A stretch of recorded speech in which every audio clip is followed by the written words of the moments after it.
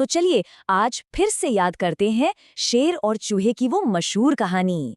लेकिन क्या कभी सोचा है कि एक छोटा सा चूहा जंगल के राजा से भी ज्यादा ताकतवर हो सकता है?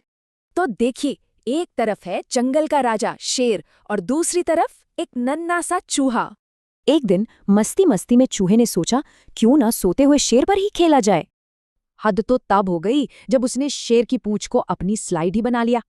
बस फिर क्या था, शेर की नींद खुली और गुस्से में उसने चूहे को अपने पंजे में दबोच लिया। बेचारे चूहे ने अपनी जान बचाने के लिए गिड़गिड़ाकर एक वादा कर दिया।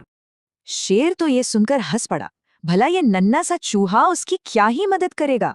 खैर, उस वक्त शेर का पेट भरा हुआ था तो उसने दया करके चूहे को जाने दिया। लेकिन कुछ ही दिन बीते थे कि पासा पलट गया। अब शेर को मदद की जरूरत आन पड़ी। जंगल का राजा शिकारियों के जाल में फंस गया था। वो पूरी तरह बेबस था, एकदम अकेला। जंगल का राजा होकर भी इस वक्त वो बिल्कुल लाचार था। तो सवाल ये था कि अब राजा को इस जाल से कौन बचाएगा? उसकी बेबसी भरी दहाड़ पूरे जंगल में गूंज रही थी। ये एक मदद की पुकार थी। और ये आवाज उसी छोटे से चूहे तक पहुंची जिसे अपना वादा अच्छी तरह याद था।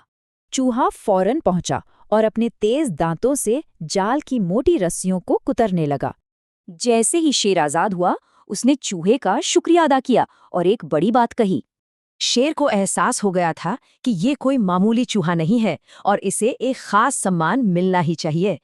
और इसीलिए राजा की जान बचाने के इनाम में चूहे को राजकुमार का दर्जा दिया गया। जब शिकारी लौटे तो उन्होंने देखा कि शेर और चूहा मिलकर उन्हें भगा रहे थे। एक वादा निभाया गया, एक जान बचाई गई और एक ऐसी दोस्ती शुरू हुई जिसने एक बड़ी सीख दी। और उस दिन के बाद से शेर और चूहे की वो दोस्ती हमेशा हमेशा के लिए मिसाल बन गई।